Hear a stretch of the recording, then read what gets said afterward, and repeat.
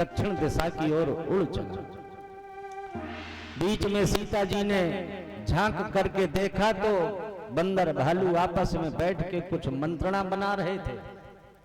तो अपनी धोती का छोड़ फाड़ करके अपने कंगन, कुंडल, छोटे छोटे आभूषणों को उसी पोटली में बंद करके गांठ लगा के वहीं फेंक देती है कि राम जी अगर खोजते खोजते आएंगे तो मेरे आभूषणों को पहचान करके आगे और रास्ता खोज लेंगे। रावण सीता जी को ले जाता है लंका में, एक जगह है अशोक वाटिका,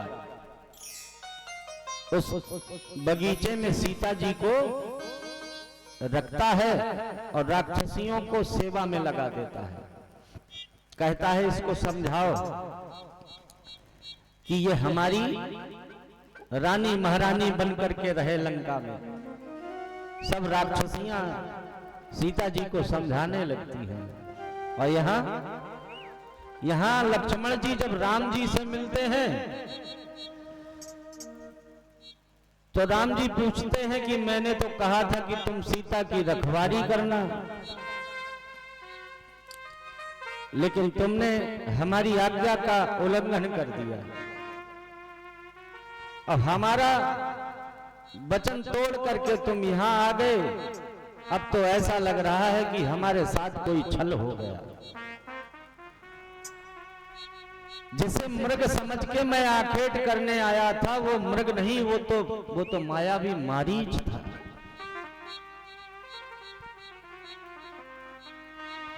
मारीच बना था माया मृग, यह गहरी चाल उसी की थी। मेरे स्वर में मरते मरते आवाज विशाल उसी की थी।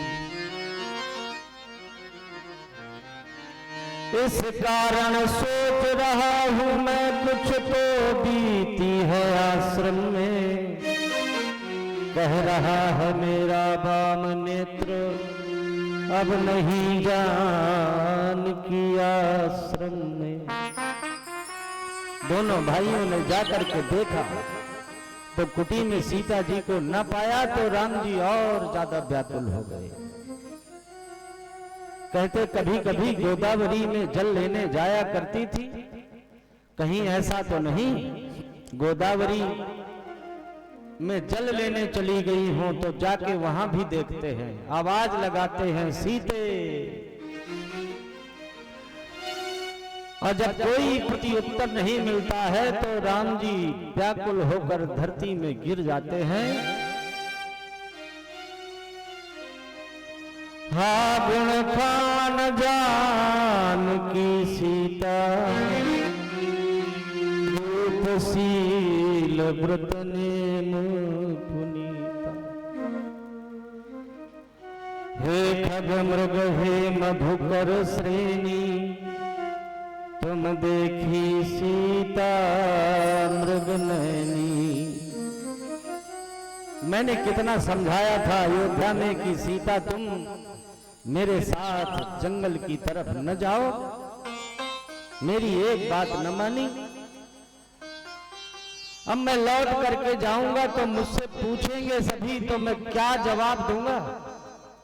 दो दो पुरुष वीर होकर के एक स्त्री की रक्षा न कर सके। अब तो मैं अपने जीवन की कोई कल्पना नहीं कर सकता हूं। अब करूं क्या कल्पना मन में, यही हर पल रुलाती है।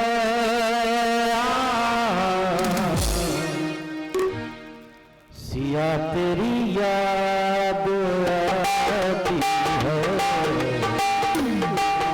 सिया तेरी याद आती है।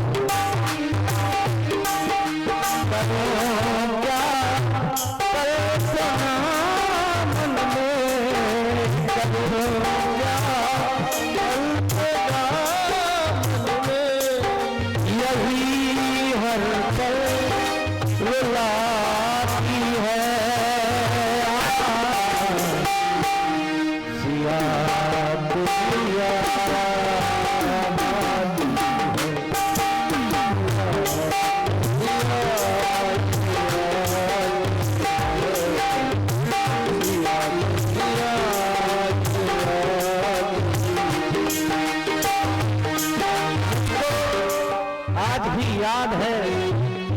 जिस समय मुझे वनवास हुआ था, हुआ वनवास जब मुझको तो दौड़ी दौड़ी आई थी, पकड़ कर पाँव को मेरे नदी करुणा बहाई थी।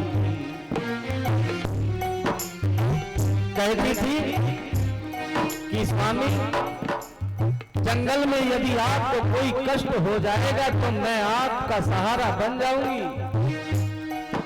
अब करूं किसका सहारा, मैं करूं किसका सहारा, मैं यही हर पल बुलाती है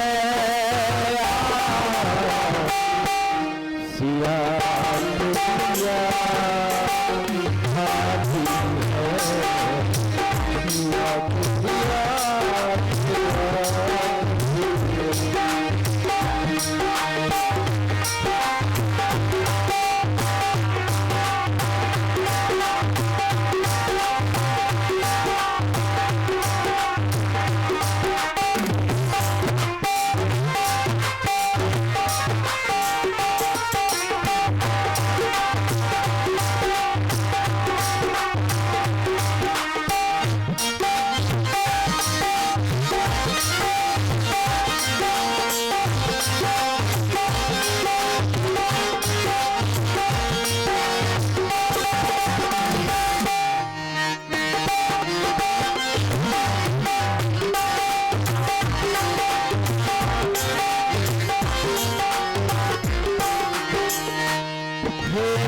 मृग हे भ्रमर वृंद, तुमने वो मृगनेनी देखी,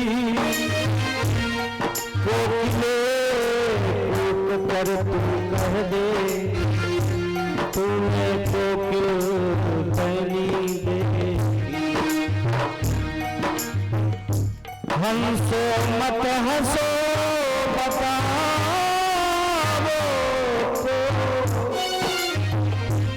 चल कर उस राजहंसनी को, सिंहों पर जो इतना कह दो, देखा है मैथिली सिंघनी। अब करूं किसका सहारा, मैं करूं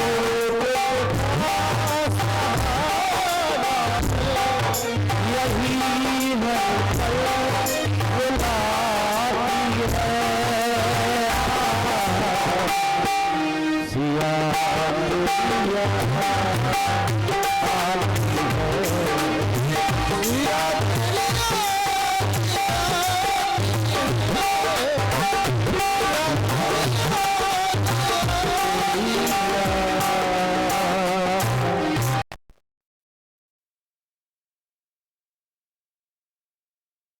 सीता जी को रावण दक्षिण दिशा की ओर ले गया है।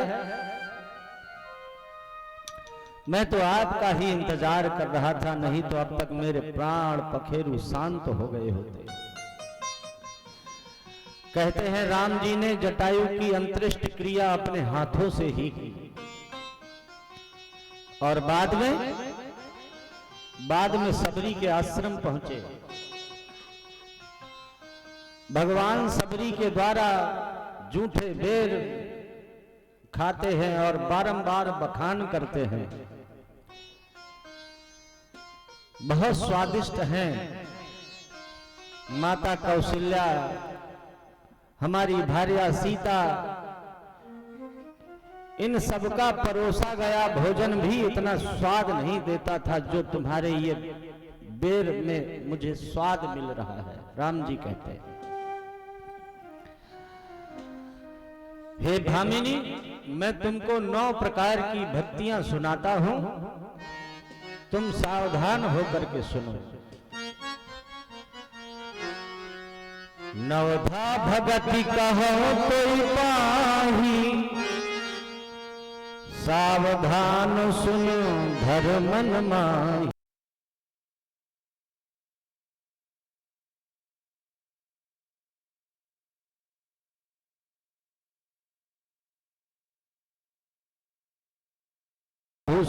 का संग, ये मेरी पहली भक्ति है।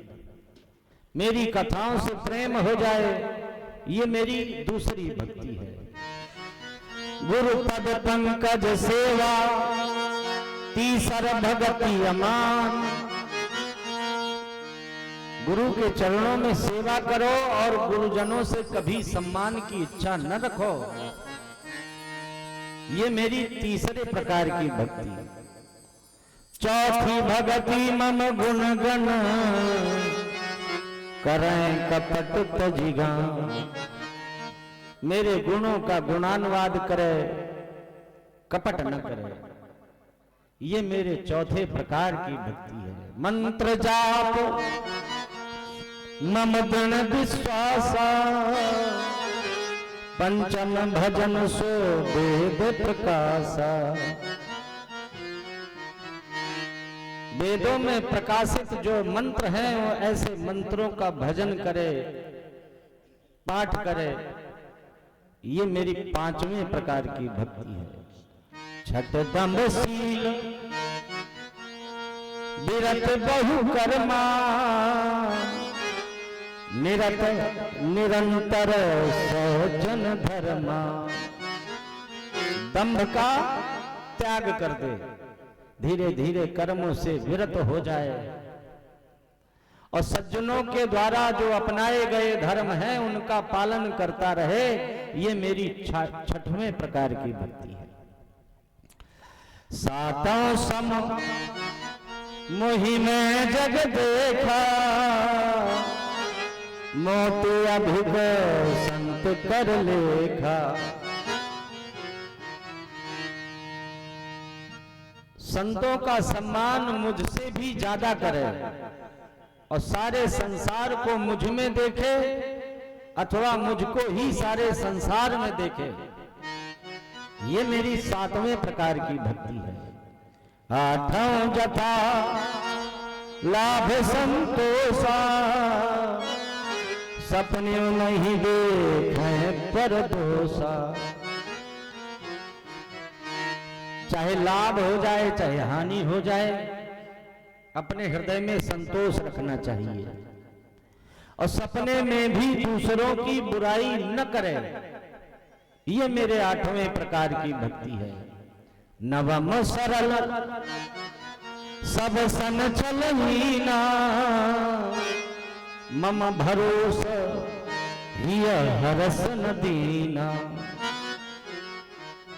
सबसे सब प्रकार के छल को छोड़कर, चाहे दुख मिले या सुख मिले, भगवान का भरोसा हृदय में रखना चाहिए। ये मेरी नौवीं प्रकार की भक्ति है। नौ महु जिनके एक होई, नारी पुरुष सचराचर कोई। इन 9 प्रकार की भक्तियों में यदि किसी के एक भी हो तो मैं ये नहीं देखता कि ये स्त्री है, कि ये पुरुष है, कि चराचर में कौन है, मैं नहीं देखता। यदि एक भक्ति है तो वो मुझे अत्यंत प्रिय है। सोई अतिशय प्रिय भामिनी मोरे, सकल प्रकार भगत दृढ़ तोरे। तुम पर तो सारी भक्तियां विद्यमान हैं भामिनी। अब बहुत प्रकार से सबरी की प्रशंसा करते हैं राम जी। बताते हैं कि हम अयोध्या से चले थे, हमारे साथ हमारी भार्या सीता साथ में थी। दंडक वन से किसी दुष्ट निशाचर के द्वारा उनका अपहरण कर लिया गया। उन्हीं को खोजते खोजते यहां तक आ गए। यदि तुम कुछ सहायता कर सको तो बताओ। तो सबरी ने कहा कि पास में एक तालाब है, उसी तालाब के किनारे वानरों के राजा सुग्रीव रहते हैं। पंपा सरहि जाओ रघुनाई, तह होई सुग्रीव मिताई। तो राम जी और लक्ष्मण जी सुग्रीव से मिलने के लिए आगे बढ़ते हैं। तो सुग्रीव तो बेचारा अपने भाई से भय खा करके छिप कर रहता है। उसने जैसे ही देखा कि कोई धनुष बाण लेके इसी ओर चले आ रहे हैं, तो हनुमान जी से कहा कि जाओ पता लगाओ, और यदि मेरे भाई बाली के द्वारा भेजे हुए दूत हो तो दूर से इशारा कर देना, मैं भाग खड़ा हो जाऊंगा।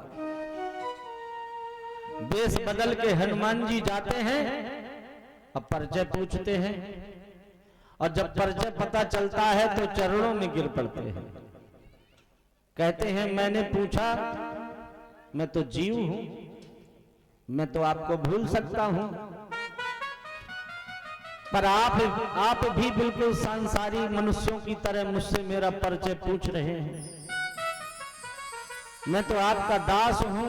और अपना वेश बदल के हनुमान जी अपना स्वरूप दिखाते हैं, चरणों को पकड़ लेते हैं, रोने लगते हैं। तो राम जी उनको उठा के अपने हृदय से लगाते हैं और कहते हैं तुम दुखी न हो, तुम तो मुझको लक्ष्मण से भी दूने प्रिय हो। दोनों भाइयों को अपनी पीठ में बिठा करके हनुमान जी सुग्रीव के पास ले जाते हैं। सुग्रीव को राम जी की कथा और राम जी को सुग्रीव की कथा सुना करके मित्रता करा देते हैं। राम जी कहते हैं जब तक हमारे तन में प्राण है तुम्हारी रक्षा करते रहेंगे। सुग्रीव कहते हैं जब तक हमारे तन में प्राण है तब तक हम आपकी सेवा करते रहेंगे, सीता जी की खोज में आपकी सहायता करेंगे। अब कुछ दिन जब बीत जाते हैं तो एक दिन राम जी पूछते हैं कि तुम छिपके क्यों रहते हो। तो सुग्रीव ने सारा वृत्तांत बतला दिया कि मेरा एक भाई है बाली, वो कभी किसी की ललकार नहीं सुनता। एक बार एक राक्षस दरवाजे पे ललकार लगा रहा था, बाली उसके पीछे दौड़ा, मैं बाली के पीछे दौड़ा। जब एक गुफा में जाके राक्षस घुस गया तो बाली ने पीछे मुड़ करके देखा और मुझसे कहा कि 15 दिन इंतजार करना, यदि मैं बाहर ना आऊं तो समझ लेना कि मैं मारा गया। सुग्रीव कहते हैं राम जी से कि मैं प्रभु 1 महीने तक वहां खड़ा रहा, और जब मेरा भाई वापस ना आया और भीतर से एक सफेद रक्त की धारा निकल के आई तो मुझको तो विश्वास हो गया, क्योंकि मुझे मालूम था कि हमारे भाई बाली का रक्त सफेद है। अब मुझे लगा कि बाली का वध हो गया, तो मैंने एक विशाल पत्थर उठा के दरवाजे में रख दिया और लौट करके आया तो मंत्रियों ने देखा कि सिंहासन खाली है तो मुझको जबरदस्ती राजा बना दिया। अब कुछ दिन बाद बाली लौट के आया तो उसने मुझसे कुछ पूछा भी नहीं, मुझको राज सिंहासन में बैठे देखा, बस क्रोध में आकर के मारने लगा, और इतना मारा प्रभु कि यदि मैं भागता नहीं तो मेरे प्राण चले जाते। अब भगवान ने जब ये सब बातें सुनी तो भुजा उठा के प्रतिज्ञा करने लगते हैं, सुन सुग्रीव मारी हो बाल ही एक ही बाण, ब्रह्म रुद्र शरणागत गए न उबरे प्राण। चाहे ब्रह्मा जी के पास जाए चाहे रुद्र के पास जाए, अब तुम्हारे भाई को कोई नहीं बचा सकता, हम एक ही बाण में उसका वध कर देंगे। और सुग्रीव से कहते हैं जाओ तुम लगाओ ललकार।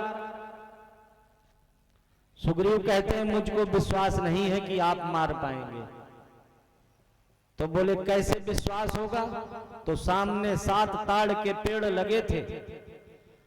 बोले तक्षक ने कह रखा है कि जो इन 7 ताड़ों के पेड़ को एक बाण में ढाएगा, तो तक्षक ने ये कह रखा है वो विजय बाली पर पाएगा। तो बिन प्रयास रघुनाथ ढहाए, राम जी ने प्रयास भी नहीं किया, धनुष में बाण चढ़ाया और 7 के 7 पेड़ अपने आप ही गिर गए। अब सुग्रीव को विश्वास हो गया तो जाके ललकार लगाता है। बाली और सुग्रीव में भयंकर द्वंद्व युद्ध प्रारंभ हो जाता है। अब राम जी पेड़ की ओट से देख रहे हैं, लेकिन सोच रहे हैं कि दोनों देखने में एक जैसे हैं, किसको मारूं? ऐसा न हो सुग्रीव की जगह बाली को अथवा बाली की जगह सुग्रीव को बाण लग जाए तो हमारे वचन का क्या होगा। तो देखते रहे, मारा नहीं। सुग्रीव अपने प्राण बचा करके भागा और राम जी के समीप आकर के बोला कि यदि मारना नहीं था तो पिटने के लिए क्यों भेज दिया। राम जी ने पहले तो उसको अपने पास बुलाया और उसके बदन को एक बार छुआ तो तन भा पुलिस गई सब पीड़ा। जितनी पीड़ा हो रही थी वो सब दूर हो गई और जो शरीर में घाव हो गए थे वो भी सब खत्म और शरीर हो गया मानो जैसे वज्र का शरीर हो गया। लक्ष्मण जी ने फूलों की एक माला बनाई और सुग्रीव के गले में डाल दी। बोले अब एक बार और चले जाओ, अब तो तुम्हारा शरीर वज्र का हो गया है। बाली तुमको चाहे जितना मारे तुमको दर्द ही नहीं होगा, लेकिन इस माला का ध्यान रखना, ये माला इसलिए डाली है कि पहचान बनी रहे। तुम दोनों देखने में एक जैसे हो तो धोखा न हो जाए, इसीलिए नहीं मारा। अब सुग्रीव ने जाकर के फिर ललकारा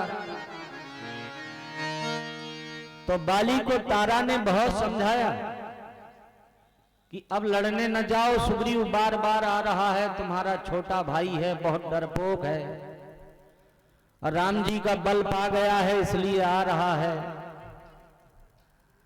यदि आप बार बार जाएंगे तो कहीं ऐसा न हो राम जी आपका वध कर दें। अब वो ठहरा अभिमानी, वो अपनी पत्नी की बात मानने वाला थोड़ी है।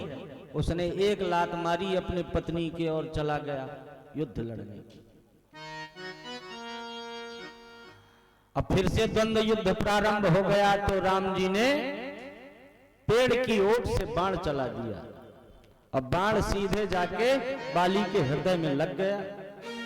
धोखा धोखा कह करके धरती में गिर गया।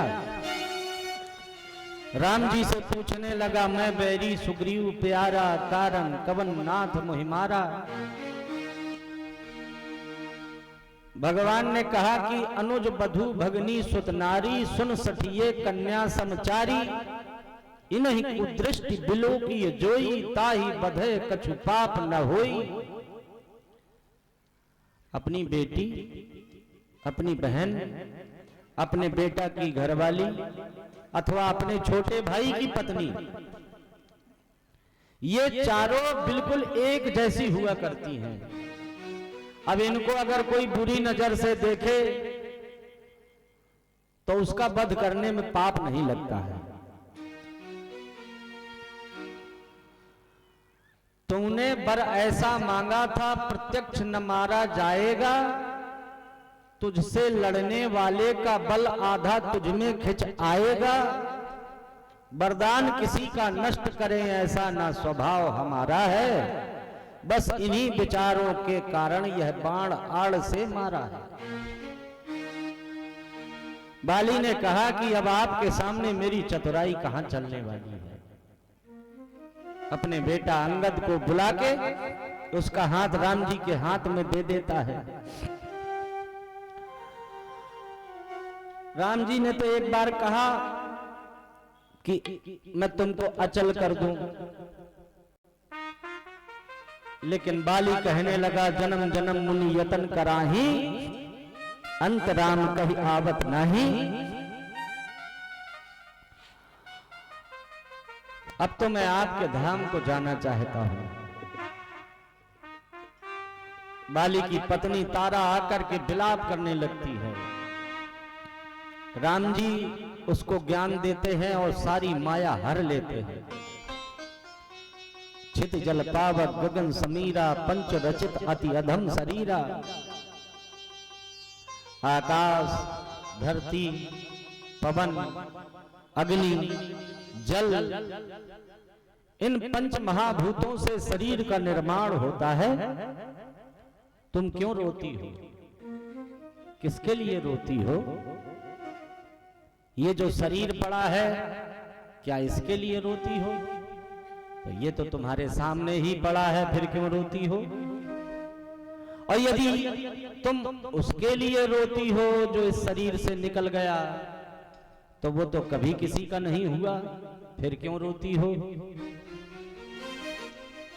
सारी माया हर ली। लक्ष्मण जी को आदेश दिया कि सुग्रीव के साथ चले जाओ, बाली की अंत्येष्टि क्रिया करा के सुग्रीव को राजा बना देना, अंगद को युवराज बना देना। जब तक हम प्रवर्षण गिरी पे जाके आगे के दिन बारिश के वहीं पर व्यतीत करेंगे। लक्ष्मण जी ने जाकर के सुग्रीव को राजा बना दिया, अंगद को युवराज बना दिया। अब बारिश के महीने हैं तो सारी यात्राएं रुक गईं। तो 3-4 महीने भगवान प्रवर्षण गिरी पे रुक गए। और जब बारिश के दिन बीत जाते हैं तो राम जी लक्ष्मण जी से कहते हैं, लगता है बाली को जिस बाण से मारा उसी बाण से सुग्रीव का भी वध करना पड़ेगा। लक्ष्मण को लगा कि राम जी तो नाराज हो रहे हैं, तो नाराज होने में तो लक्ष्मण जी बहुत आगे हैं। वो कहते हैं मैं अभी जा रहा हूं, सुग्रीव को दंडित करूंगा। राम जी ने कहा दंडित नहीं करना है, वो अपने मित्र हैं, उनको समझा बुझा के हमारे पास ले आओ। हनुमान जी ने जाकर के बता दिया कि लक्ष्मण जी बहुत क्रोध में आ रहे हैं। दरवाजे में तारा को लगा दिया, अंगद को लगा दिया कि जैसे ही लक्ष्मण जी भीतर आवे तो खूब पूजा करना, पैर पखाड़ना, आरती करना। और महाराज सुग्रीव को बता दिया तो उन्होंने तुरंत सेना की 4 टुकड़ियां बना दी और 3 टुकड़ियां तो सीता जी की खोज में निकाल दी। पूरब, पश्चिम, उत्तर तीनों दिशाओं में बानर और भालुओं की सेना सीता जी की खोज में निकल गई। और अंगद, जामवंत, नल, नील, सुग्रीव, हनुमान लक्ष्मण जी के साथ राम जी के पास आ गए। एक एक करके सब दक्षिण दिशा की ओर जा रहे थे सीता जी की खोज में। तो हनुमान जी को राम जी ने अपने पास बुलाया और एक मुद्रिका जो सीता जी की ही है वो हनुमान जी को दे दी कि यदि सीता मिल जाए तो पहचान के लिए हमारी ये मुद्रिका लिए जाओ। हनुमान जी ने उसको अपने मुख में रख लिया और चल देते हैं। जोर से सब लोग मिलकर के जयकारा लगाते हैं, बोलो जय श्री राम, जय श्री राम। जोर से बोलो जय श्री राम, जय श्री राम। अब ढूंढते ढूंढते बेचारे थक जाते हैं, भूख और प्यास लगती है तो कहते हैं अब क्या करें। ऊपर पहाड़ में चढ़ करके अनुमान लगाते एक जगह पंछी उड़ रहे होते। तो पंछियों का उड़ना मानो जलपान की व्यवस्था होना। ज्यादा पंछी जहां हैं वहां निश्चय कुछ न कुछ जल, फल, फूल कुछ न कुछ जरूर प्राप्त हो जाएगा। ऐसा अनुमान लगा के जब भीतर घुसते हैं तो एक देवी जी मिल जाती हैं। देवी जी से पूछते हैं कि हम थोड़ा सा जलपान कर लें। स्नान, जलपान आदि करके पूछने लगते हैं कि आप यहाँ गुफा में कैसे, कौन है आप? तो उसने अपना परिचय बताया। बोले हम स्वर्ग लोक में अप्सराएं थी, हमारा नाम स्वयं प्रभा और हमारी एक बहन थी हेम प्रभा, दोनों बहुत सुंदर और मेरी बहन मुझसे ज्यादा सुंदर, दोनों को निशाचर हर के लिए जा रहे थे। मैं कम सुंदर थी तो मुझको यहीं छोड़ दिया, उसको ले गए। एक ऋषि आए थे, कह रहे थे जब राम जी के सेवक आए थोड़ी सी सहायता कर देना तो तुम्हारा उद्धार हो जाएगा। तो मैं तुम्हारी क्या सहायता करूं? बानर भालुओं ने कहा कि आप हमको इस गुफा के बाहर कर दीजिए, हमको रास्ता नहीं समझ में आ रहा। सबकी आंखें बंद करा दी और तपस्या के बल पर देवी जी ने सारे बानर भालुओं को सीधे समुद्र के किनारे पहुंचा दिया। अब आगे पानी, अब पीछे लौट के जाएंगे तो महाराज मार डालेंगे। बिना सीता जी की खोज के कैसे आ गए? अब दोनों तरफ से मृत्यु है, तो सब कहते हैं भैया अब तो मरना पड़ेगा। तो वहीं एक ऐसा पंछी बैठा था जो मुर्दों का मांस खाता है। अब वो कहता है भैया एक एक करके मरो, इकट्ठे मत मरना। इकट्ठे मर जाओगे तो मांस सड़ जाएगा, और एक एक मरोगे तो मैं रोज ताजा मांस खाऊंगा। बानर भालुओं ने जाके देखा, बोले देखो एक गिद्ध ये है और एक गिद्ध वो था। धन्य जटायु सम को नहीं। जटायु का नाम सुना तो संपाति रोने लगा कि ये तो मेरा भाई। बानरों ने पूछा कि वो तुम्हारा भाई तो तुम क्यों बने हो कसाई? तुम तो हमको खाने की बात करते हो। बोले भैया हम दोनों अपने पिताजी से मिलने के लिए सूरज की तरफ दौड़े। सूरज भगवान के रथ को हाँकने वाले हमारे पिताजी अरुण देव, और हम दोनों संपाति और जटायु, जटायु छोटा भाई, संपाति बड़ा भाई। जब सूरज के नजदीक पहुंचने लगे तो जटायु लौट आया, बोला मेरे पंख जल जाएंगे। अब मैं ठहरा अभिमानी, अब मैं जटायु से बड़ा भी था तो अपना बड़ापन दिखाने के लिए नहीं माना और चला गया, तो मेरे पंख जल गए। अब मैं लुढ़कते लुढ़कते यहां आके गिर गया। अब मेरे पास कोई व्यवस्था है नहीं भोजन आदि की, बड़ी मुश्किल से तुम लोगों को भगवान ने भेजा, तो मैं सोच रहा हूं कि इकट्ठे काहे को मरो, एक एक मरो। मैं जबरदस्ती थोड़ी खा जाऊंगा, मेरे तो पंख ही नहीं है, तुम्हारे पास भी नहीं आ सकता। तो संपाति के हाथों से कहते हैं बानर भालुओं ने जटायु को तिलांजलि दिलवा दी। बोले अब आप हमारी कोई सहायता कर दीजिए। तो संपाति ने अपनी चोंच ऊपर को करके बहुत दूर तक नजर फैलाई। कहता है वो देखो लंका में अशोक वाटिका में सीता जी एक पेड़ के नीचे बहुत उदास बैठी हुई है।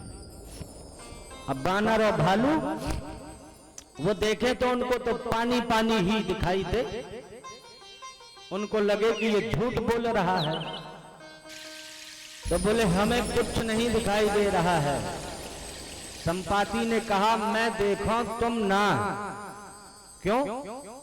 बोले गीधई दृष्टि अपार, बूढ़ भयो नत करते हो कछुक सहाय तुम्हार। अब मैं बुढ़ा हो गया, पंख भी नहीं है, नहीं तो कुछ न कुछ सहायता जरूर कर देता।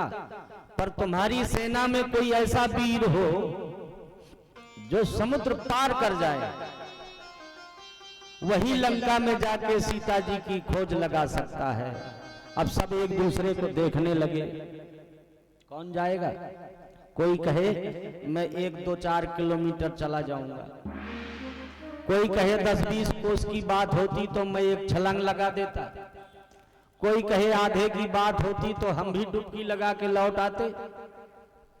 जामवंत जी कहे हम तो बुढ़े हो गए, जब जवान थे तो भगवान ने जब 52 का रूप लिया तो 1.25 घंटे में 7 प्रदक्षिणा लगा डाली थी हमने।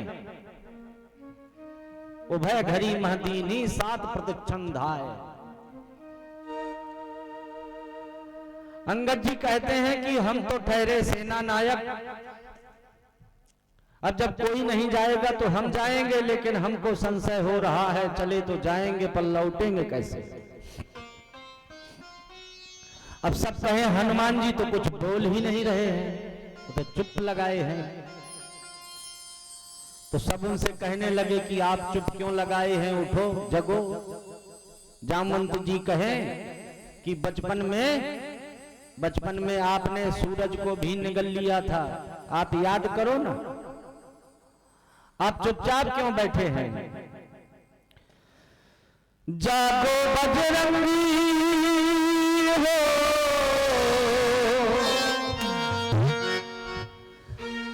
जागो बजरंगी, अब हम पर उपकार कीजिए, है पड़ी भंवर में नैया तेरा।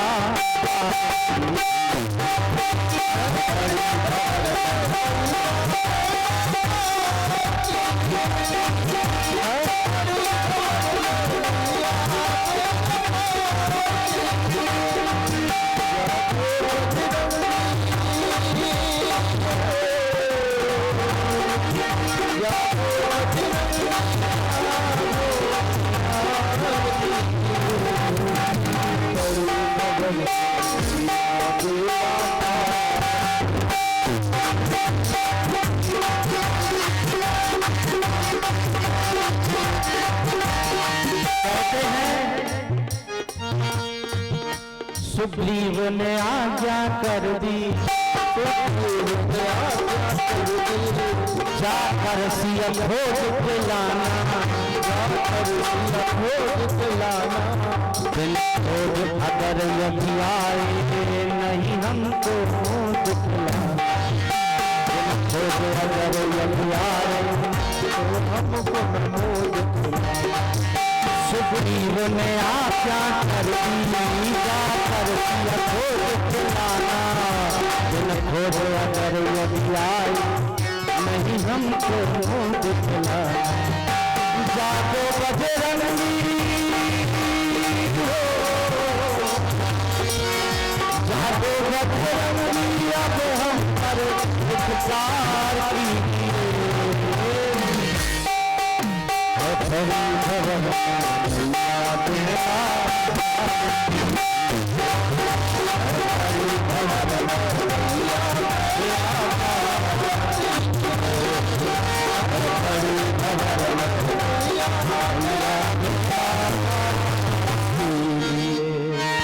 बोलिए हनुमान जी महाराज की जय हो।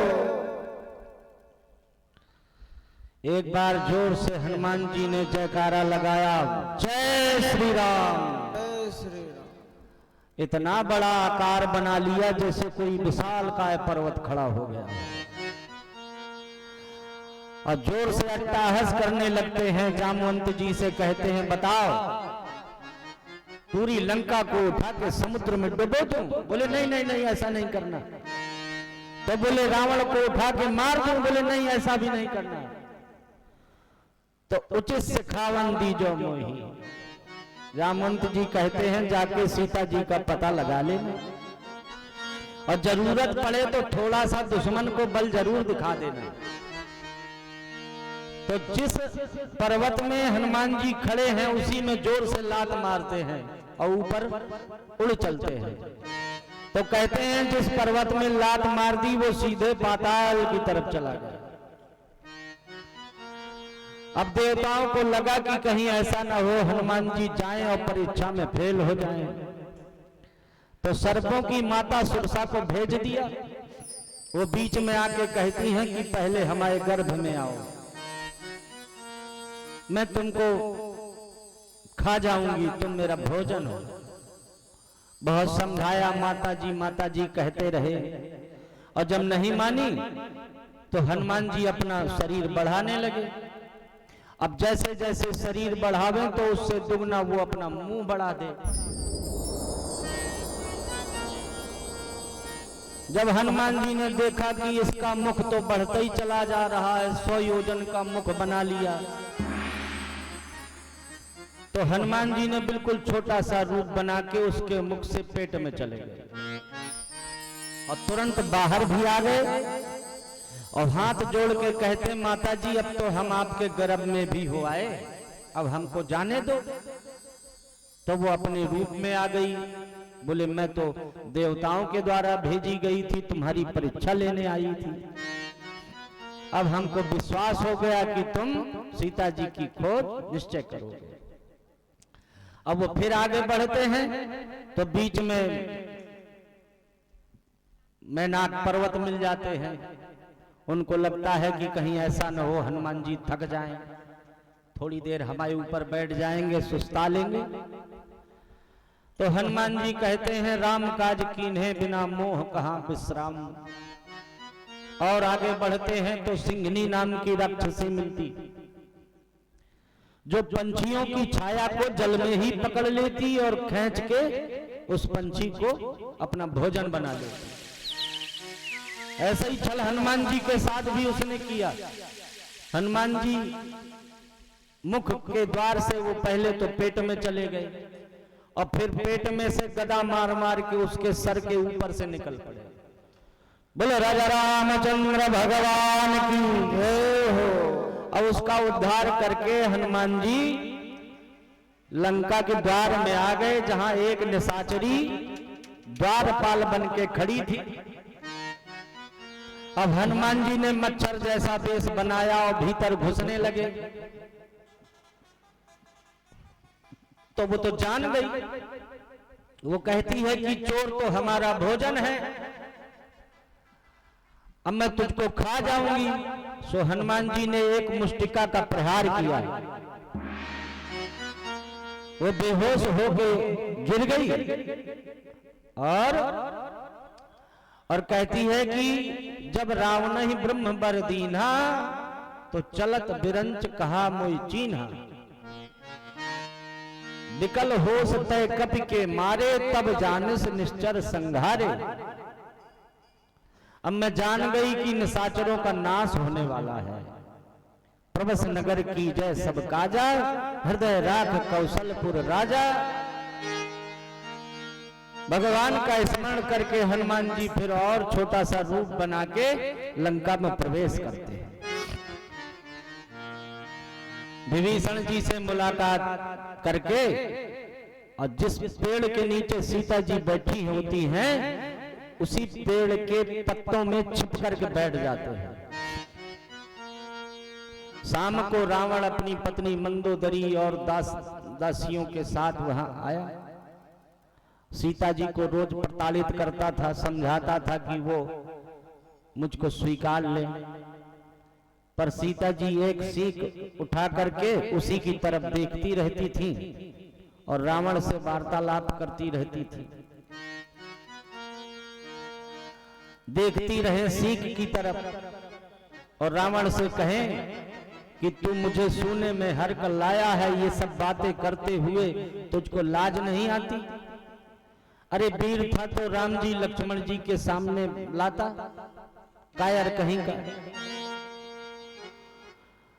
जब अपने को इस तरह के दुर्वचनों का प्रयोग करते हुए सीता जी को पावे तो वो मारने को दौड़ा रावण।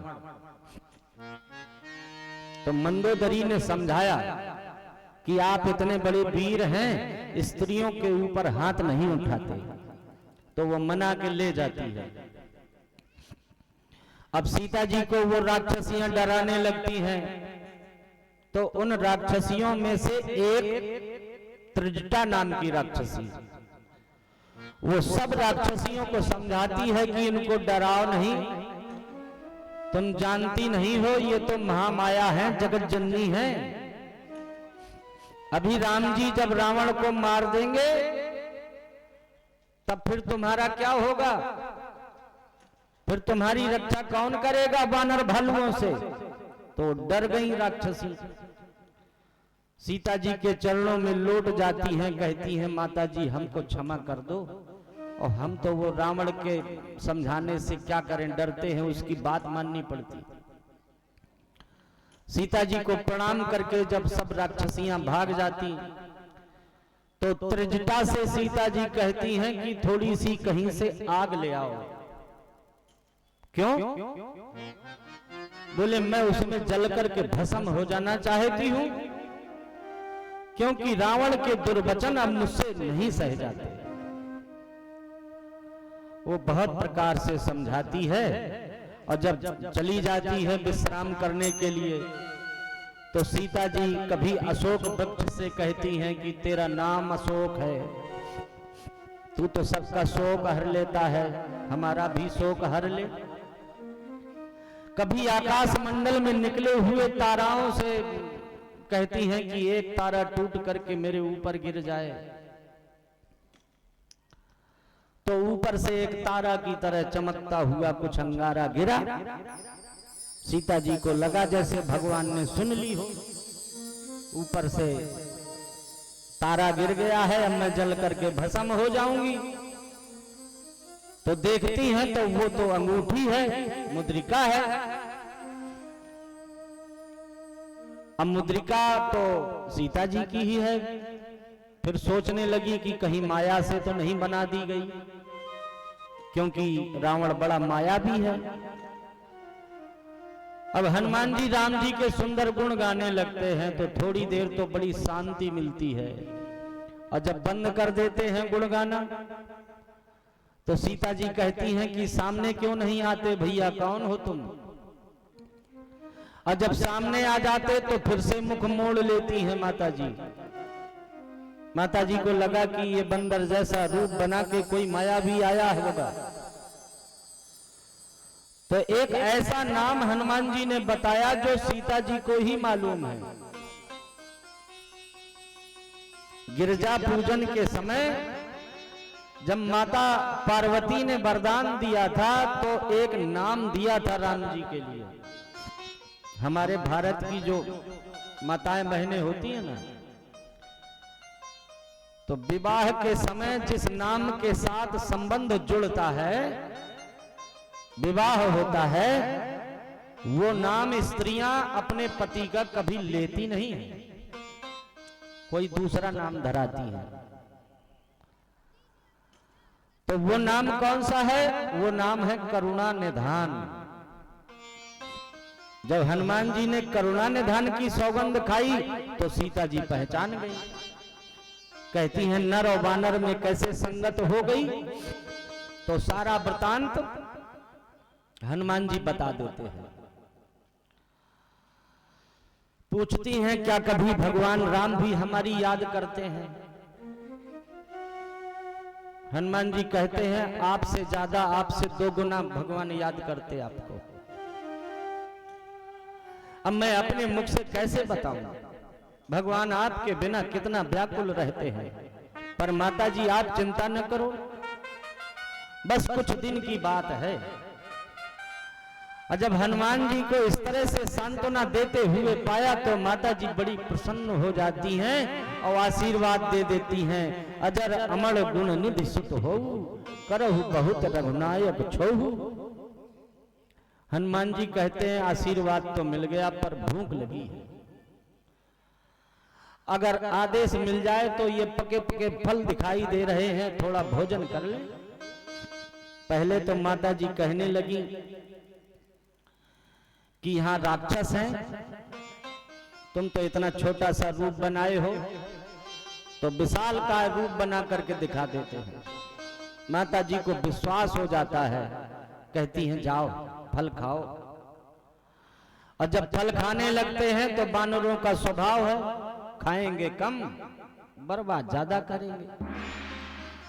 और जब डाले तोड़ने लगे तो जो रखवारे थे वो विरोध करने लगे, तो माली को मार डाला। अब जब खबर वहां पहुंचाई गई तो दरवाजे में रावण का पुत्र अक्षय कुमार खेल रहा था। बोले मैं देख लूंगा उस बानर को। पिताजी के पास छोटी छोटी सूचना लेके तुरंत चले जाते हो, चलो दिखाओ कौन है बंदर। तो कहते रावण का बेटा अक्षय कुमार पहुंचा तो हनुमान जी ने एक विशाल वृक्ष उखाड़ के उसी के ऊपर धर दिया। बोलो राम नाम सत्य है, उसका तो उद्धार हो गया। अब ये जब बात पहुंची दरबार में तो रावण ने कहा कि ये कोई साधारण बानर नहीं है, इसको मारना नहीं, बांध के लाओ। मेघनाद को भेजा, मेघनाद को भी एक मुष्टिका का प्रहार किया तो मेघनाद बेहोश। अब उसने सोचा कि ये ऐसे तो जीता नहीं जाता, तो माया करने लगा, शक्ति का प्रयोग कर दिया, ब्रह्मपाश में बांध करके दरबार में ले आया। अब वैसे तो हनुमान जी के ऊपर किसी अस्त्र शस्त्र का प्रयोग होता नहीं, पर देवताओं का अपमान न हो इसलिए हनुमान जी बंध के भी चले आए। दरबार में जाकर के पहले तो अपना परिचय बताया, फिर रावण को समझाया। रावण ने कहा कि अब हमको बंदर भी ज्ञान देंगे, लगता है बानर को गुरु बनाना पड़ेगा। सब खिलखिला के हंसने लगते हैं दरबारी कि हमारे कितने बुरे दिन आ गए हैं, अब बानर भालू भी हमको ज्ञान देंगे। एक ने कहा महाराज ये तो हमारा भोजन है, यदि कह दो तो अभी देखो थोड़ी देर में पता चले खत्म। तो बोले मार दो। सो जैसे ही मारने को दौड़े तो विभीषण ने आके बचा लिया।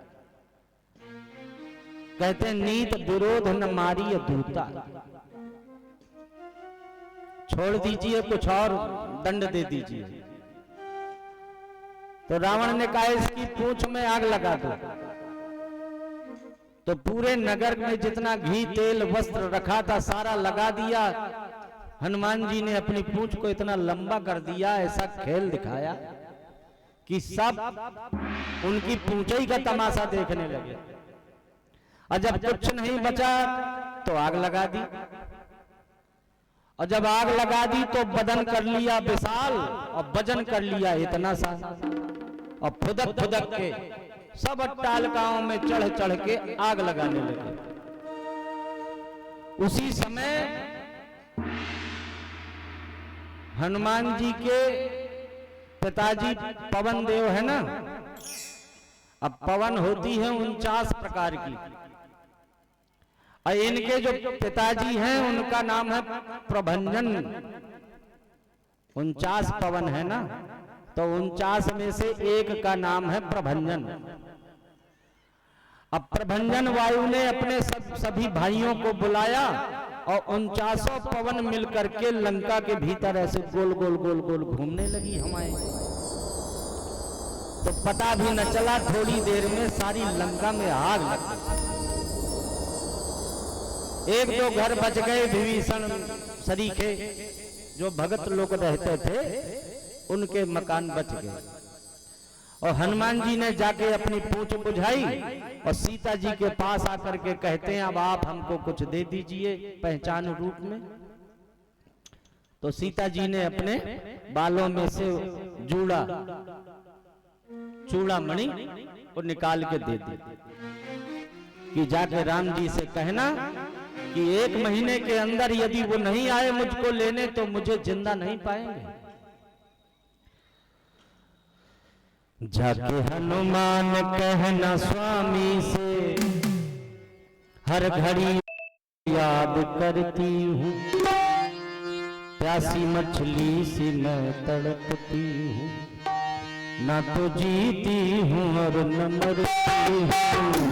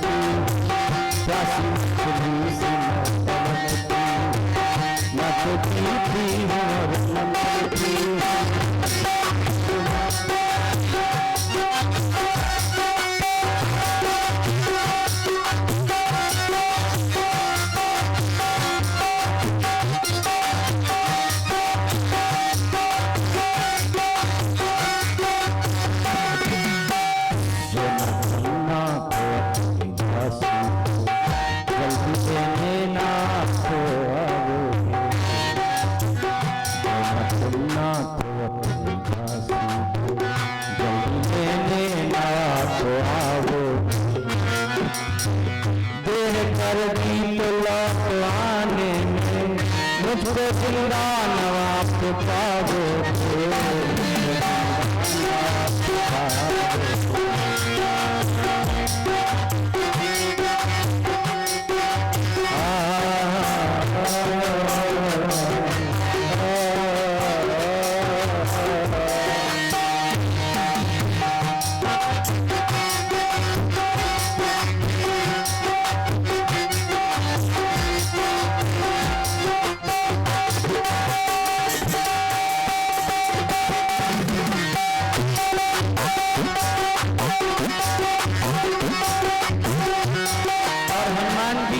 जी से विदा मांग करके समुद्र के इस पार बानर भालुओं के समीप आ जाते हैं। बोलो राजा रामचंद्र भगवान की। और जैसे ही सूचना मिली कि सीता जी की खोज हो गई है तो सारे बानर भालू मिलकर के बगीचे में घुस जाते हैं। सुग्रीव के पास जाकर के खबर देते हैं कि आज सारा बगीचा उजाड़ दिया बानर भालुओं ने मिलकर। सुग्रीव को लगा कि बिना पता लगाए कैसे लौट सकते हैं, इसका मतलब कि जानकी जी मिल गई। सबने बताया कि हनुमान जी ने ये कार्य किया है, तो आगे आगे हनुमान जी को करके सब लोग राम जी के पास पहुंचते हैं। अब सब मंत्रणा बनाते हैं कि देर न करी जाए, प्रभु आदेश दे दीजिए, अब लंका में चढ़ाई कर दी जाए। तो सब सेना सजा करके समुद्र के किनारे आ गए। ये खबर रावण को मिली कि सारी सेना समुद्र के उस पार आ गई है, तो मंत्रणा बनाने लगा, विचार बनाने लगा कि क्या करें। दुश्मन ने चढ़ाई कर दी, अब क्या करें। तो विभीषण ने समझाया कि जैसे चौथ के चंद्रमा को लोग त्याग देते हैं, ऐसी पराई स्त्रियों को भी त्याग दो, ये ठीक काम नहीं। सीता जी को राम जी के यहां पहुंचा दिया जाए, इसी में सबका कल्याण है। जहां सुमति तहां संपत्ति नाना, जहां कुमति तहां विपत्ति निदाना। रावण ने एक लात मारी विभीषण की छाती में, अब भगा दिया कि जा वहीं चला जा, उन्हीं तपस्वियों को अपना ज्ञान बताना। सब सभा के सामने हाथ जोड़ के विभीषण जी कहते हैं कि आप लोग हमको दोष मत देना। और सोचते जा रहे हैं कि पता नहीं राम जी हमको अपनाएंगे कि दुश्मन के भगा देंगे। हनुमान जी तो पहले ही मिल चुके थे। हनुमान जी ने राम जी को सब बताया कि आपका भक्त है। तो राम जी ने हनुमान जी को ही भेजा कि उसको ससम्मान ले आओ। और जैसे ही विभीषण जी मिले तो कहते हैं राम जी ने मिलते ही उनका तिलक कर दिया। भगवान शंकर ने लंका का राज्य देने के लिए रावण से 10 बार सर कटवाया था, 10 बार शीश चढ़ाया था रावण ने। तब भगवान शंकर प्रसन्न होकर के कहे थे कि ठीक है जाओ लंका में राज करो। और वही लंका का राज आज विभीषण को बिना कुछ किए, कितने दयालु हैं हमारे राम जी, भक्तों को अनायास में ही सब कुछ दे देते हैं। उनको फिर भी लगता है कि कम दिया। हम तुम मांगेंगे तो हमारी तुम्हारी बुद्धि है छोटी, तो सारा बढ़ा चढ़ा के मांगेंगे तो भी भगवान के सामने इतना ही सा है। और जब भगवान अपनी इच्छा से देते हैं तो हम तुम जो सोच भी नहीं पाते वो भी सब मिल जाता है। अब राम जी ने जब लंका का राज्य विभीषण को दे दिया, समुद्र से जल मंगा करके तिलक कर दिया, तो कहते हैं अब आप सब लोग बताइए कि हम समुद्र के उस पार कैसे जाएं।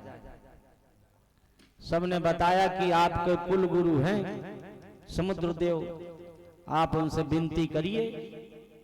लक्ष्मण जी कहे लक्ष्मण जी को ये सब अच्छा नहीं लगा। उनको लगा कि बाण चढ़ाओ और अग्नि बाण से सारा समुद्र का जल सुखाओ और सीधे चल के लंका में चढ़ाई कर दो। लेकिन सबने समझाया कि ऐसा करने से कितने कीड़े मकोड़े जलचर नष्ट हो जाएंगे। तो भगवान राम 3 दिन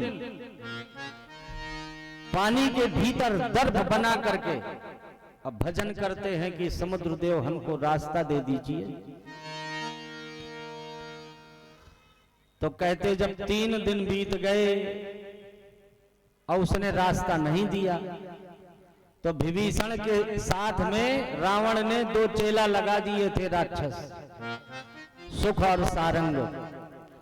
वो गिनती कर रहे थे कि कितने बानर भालू हैं दुश्मन की सेना में। वो बेचारे पकड़े गए। अब बानर भालू उनके नाक कान काटने लगे। तो वो राक्षस कहते हैं आपको राम जी की सौगंध हमारे नाक कान मत काटना। लक्ष्मण जी को बड़ी हंसी आई ये सब तमाशा देख के, तो बचा लिया और उनको एक पत्रिका दी। कहो मुखादर मूल सन मम संदेश उदार, सीता देव राम कहा नत आवा काल तुम्हार। वो दोनों बेचारे भगवान का भजन करते करते जाके रावण को समझाते हैं। और जब रावण ने ये सुना कि ये दोनों भी बदल गए, ये तो कहते हैं राम जी के पास जाओ और सीता जी को सौंप दो, तो जैसे विभीषण को लात मारी थी ऐसे इन दोनों को भी लात मार के भगा दिया। और यहां 3 दिन हो गए समुद्र में, समुद्र ने कोई रास्ता न दिया, तो राम जी को क्रोध आ गया। बोले राम सकोप तब भय बिन होए न प्रीत। लक्ष्मण लाओ धनुष बाण उठा के, और अग्नि बाण का संधान करने लगे। तो समुद्र देव एक बड़ी सी थाल सजा करके उसमें फल फूल रख के राम जी के चरणों में आके बैठ गया। प्रभु हमको क्षमा कर दीजिए। राम जी ने कहा हमारा उद्देश्य नहीं था कि हम आपको सुखा दें, लेकिन रास्ता तो हमको चाहिए, अभी भी कोई उपाय बता दीजिए। तो समुद्र देव ने बताया कि आपकी सेना में 2 बंदर हैं, नल और नील। उनके द्वारा फेंका हुआ पत्थर जल में तैरता है। तो सुंदर राम सेतु का निर्माण हुआ, रामेश्वरम की स्थापना हुई, और अंगद जी को भेजकर एक बार रावण को फिर समझाया गया।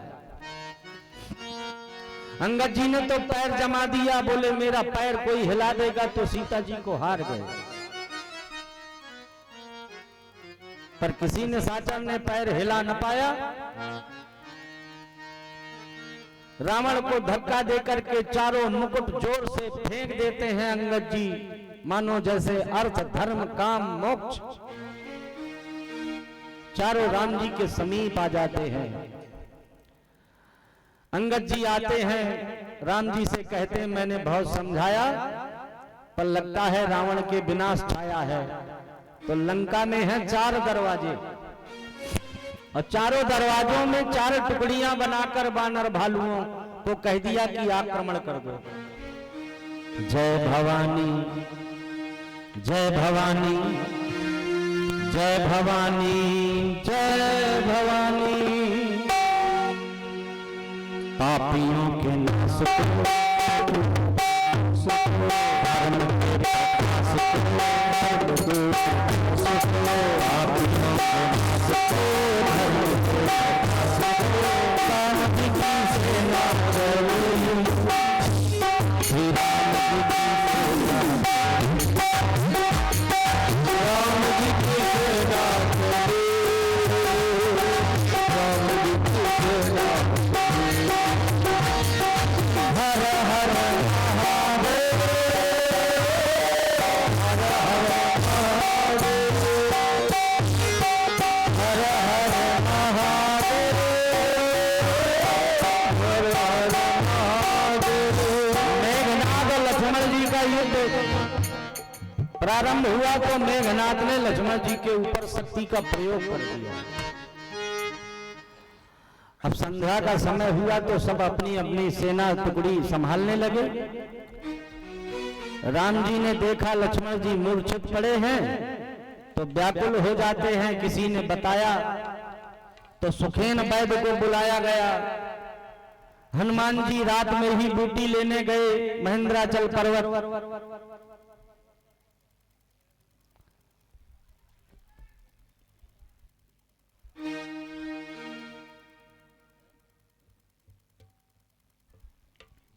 तो बूटी को लाया गया, लक्ष्मण जी के मुख में डाली गई। लक्ष्मण जी फिर जीवित हो गए। अब फिर से युद्ध प्रारंभ हो गया। तो इस बार युद्ध में रावण ने कुंभकर्ण को जगा के भेजा। भगवान राम ने कुंभकर्ण का वध कर दिया। लक्ष्मण जी ने मेघनाथ का वध कर दिया। सुलोचना अपने पति का शीश मांगने आई तो राम जी ने सहर्ष मेघनाथ का कटा हुआ शीश सुलोचना को दे दिया। और रावण और राम जी का युद्ध प्रारंभ हो गया। अब बस थोड़े ही क्षण रह गए, 1-2 मिनट में रावण को मार दिया जाएगा। लंका वाले तेरी नगरी में डंका बजने वाला है। हाँ, डंका बजने वाला है। 2 या 4 क्षणों के अंदर रावण मरने वाला है। 2 या 4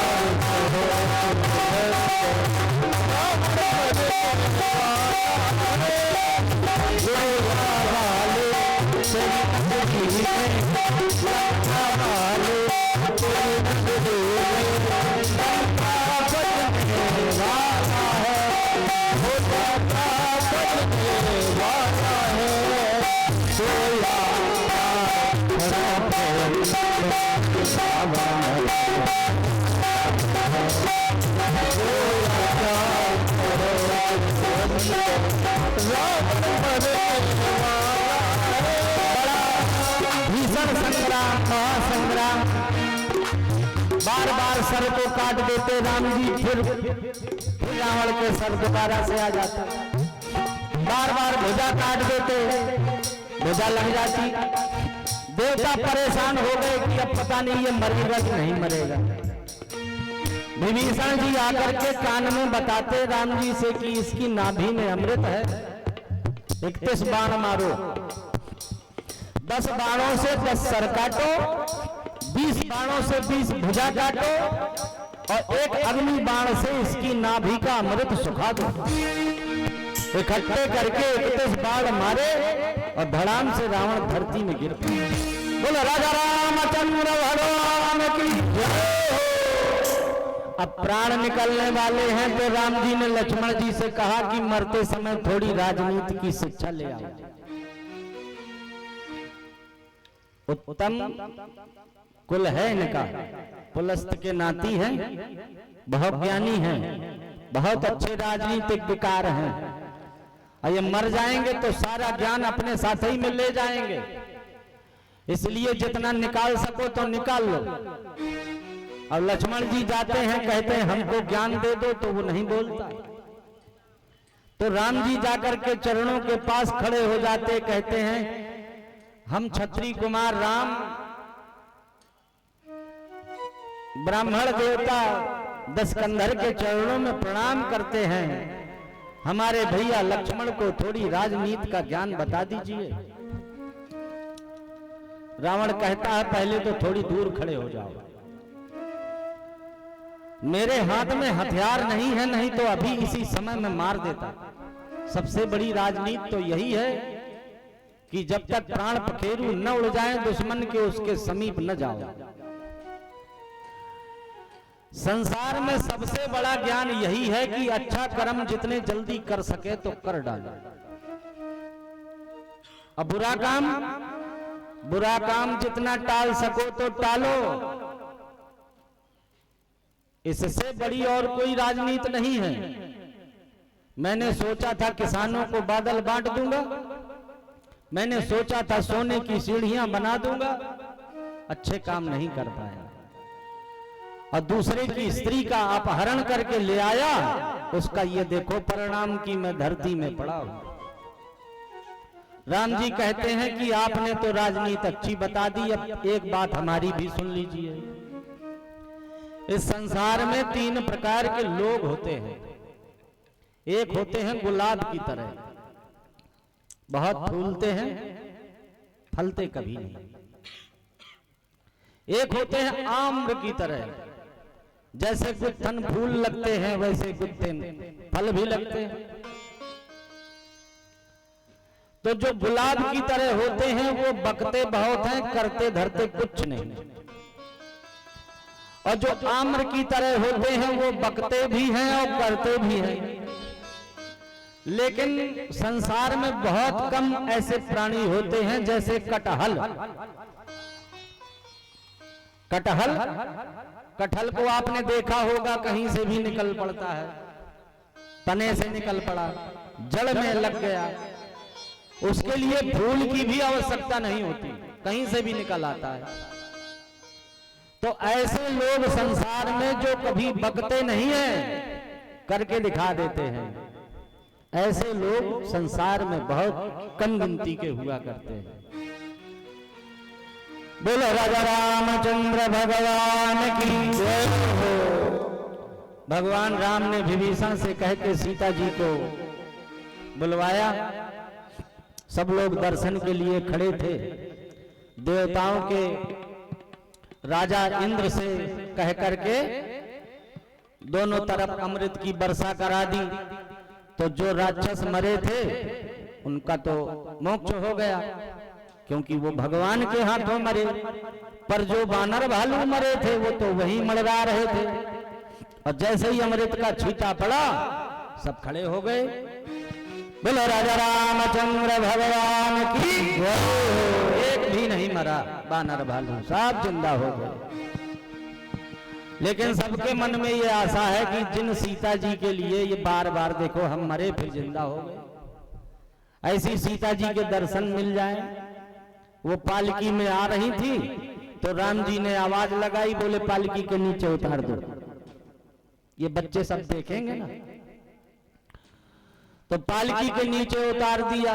लक्ष्मण जी से कहा, लक्ष्मण अब तुम अपनी भाभी के पास चले जाओ, उनसे बता देना कि राम जी कहते हैं कि अब सीता जी परीक्षा दें। तो सीता जी से जब परीक्षा के लिए कहा गया तो सीता जी ने लक्ष्मण से कहा कि तुम आग जला दो, मैं उसमें बैठ जाऊंगी। यदि मन कर्म वचन से मैं अपनी पति की ही अर्धांगिनी हूं, उनके सिवा कभी पर पुरुष का चिंतन न किया हो, तो मुझे कुछ होने वाला नहीं है। और सच में लक्ष्मण जी बेचारे रोते रोते आग जलाते हैं, सीता जी उसमें बैठ जाती हैं। तो कहते हैं अग्नि भगवान अपनी गोद में बिठाकर सीता जी को और राम जी के चरणों में सौंप देते हैं। बिल्कुल पवित्र है सीता जी, कोई दोष नहीं है इनमें। और पुष्पक विमान में बिठा करके राम जी, सीता जी, लक्ष्मण जी, हनुमान जी, विभीषण, सुग्रीव, अंगद सब अयोध्या की ओर प्रस्थान करते हैं। दंडक वन चित्रकूट होते हुए हनुमान जी से कहते तुम आगे आगे चले जाओ, भरत को समझाना, क्योंकि आज अंतिम दिन है, ऐसा न हो हमें पहुंचने में देर हो जाए तो भरत जी अपने प्राणों का परित्याग कर दे। हनुमान जी ने जाकर भरत जी को सारा समाचार सुनाया। भरत जी ने जाकर माताओं को, प्रवासियों को, सबको बता दिया। तो घर घर दीपक जलाए गए। राम जी आ रहे हैं, अब राम जी का राज तिलक होगा। आप लोगों को भी अवसर मिला है, सब लोग एक एक करके आरती के बाद, अभी नहीं, जब आरती हो जाए तब एक एक करके लाइन से यहाँ तक आएंगे और रामायण का तिलक कर देंगे। एक थाली में पंडित जी सिंदूर और आरती लगा लीजिए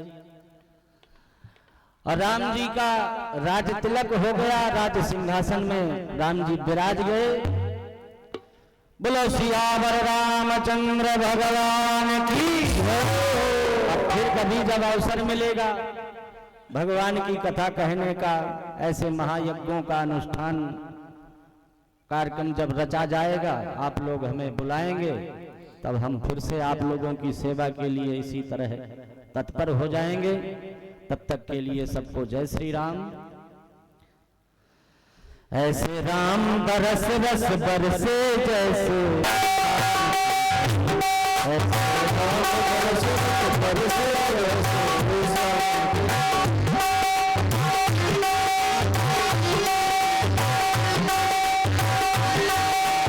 सावन की झड़ी प्यासे प्राणों के फली, सावन की झड़ी प्यासे प्राणों के फली, सावन की झड़ी प्यासे प्राणों के फली। ऐसे राम बरस रस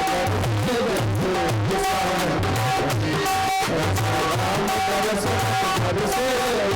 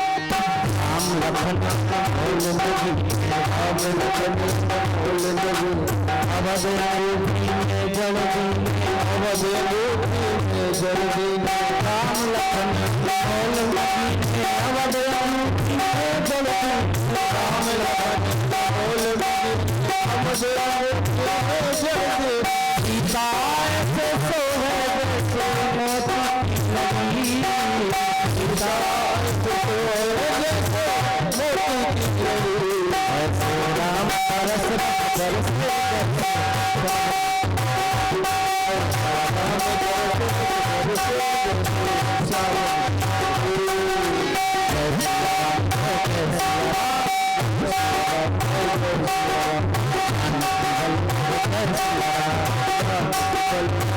देखिए, राम जी का तिलक करने के लिए सबको अवसर नहीं मिलता है। इनके पिताजी दशरथ जी कितना प्रयास किए, लेकिन तिलक करने का अवसर प्राप्त कर पाए क्या? नहीं कर पाए, प्राण चले गए।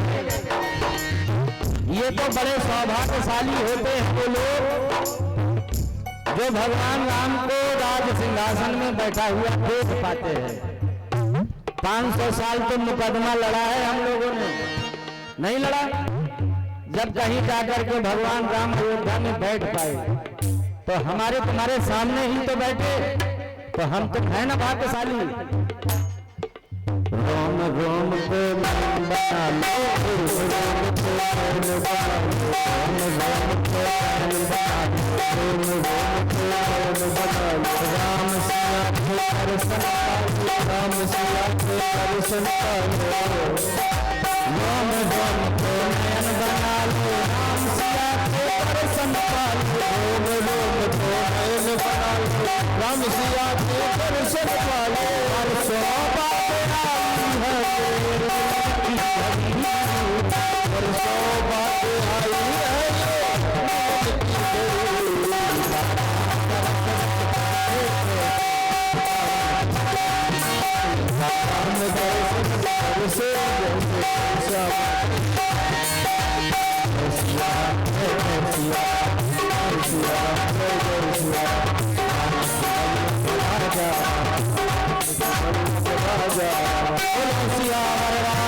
रामचंद्र भगवान की जय हो, हनुमान जी महाराज की जय हो, अयोध्या धाम की सरयू मैया की यज्ञ नारायण भगवान की बाबा की सब संतन की सब भक्तन की गौ माता की सनातन धर्म की जय जय श्री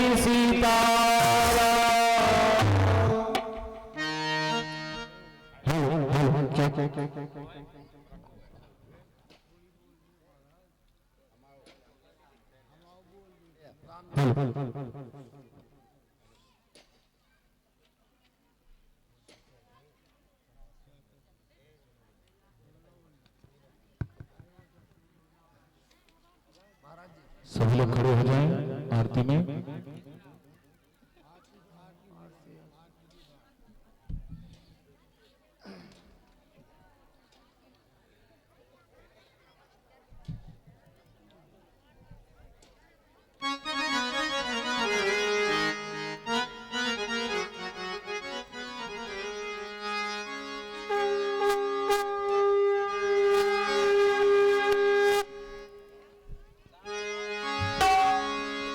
उतारो है सखी, हाँ उतारो रे सखी, ओ राजा राम जी की आरती उतारो रे।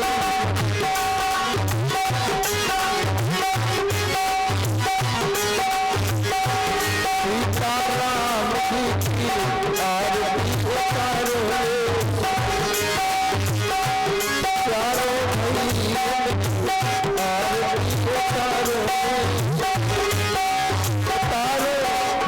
सखी, हाँ उतारो हे सखी, उतारो हे सखी, हाँ उतारो हे सखी, ओ सीताराम जी की आरती उतारो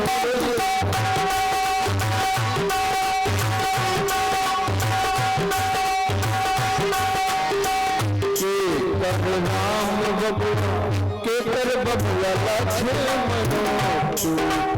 राम बबुआ केकर बबुआ लक्ष्मण, केकर भरा तुम्हाल है सखी, केकर भरा तुम्हाल है सखी, ओ राजा राम जी की आरती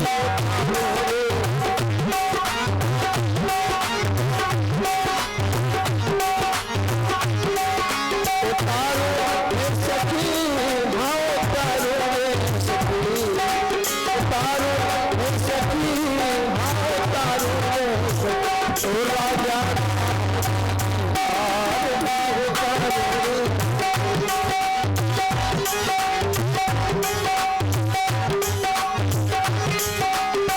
कौशल्या के राम बबुआ सुमित्रा के लक्ष्मण, कौशल्या के राम बबुआ सुमित्रा के लक्ष्मण, केकई के भरा तुम्हारे सखी, केकई के भरा तुम्हारे, ओ राजा राम जी की आरती उतारो रे, राम जी की आरती उतारो रे।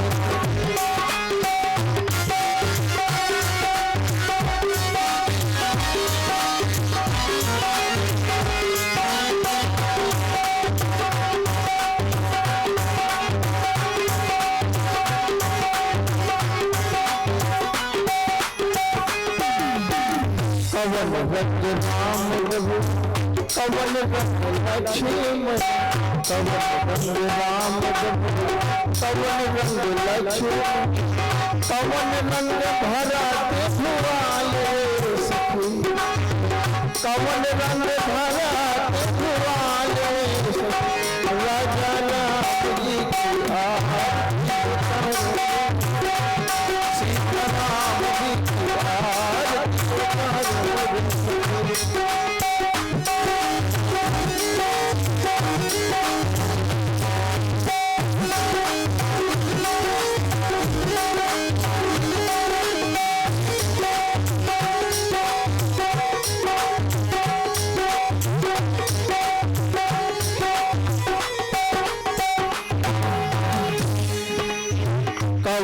रंग राम बबुआ कवन रंग लक्ष्मण कवन रंग राम बबुआ कवन रंग लक्ष्मण कवन रंग भरा भुआल रे कवन रंग भरा भुआल रे सीताराम जी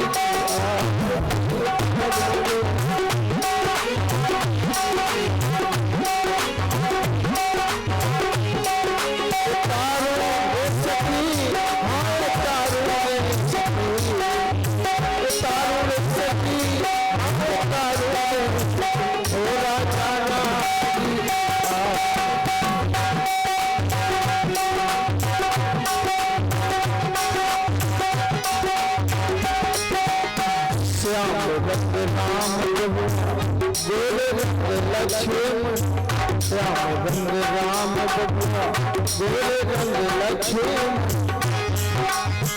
पीत रंग भरा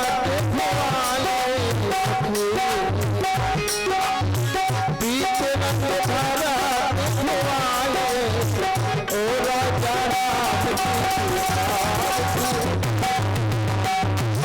सीता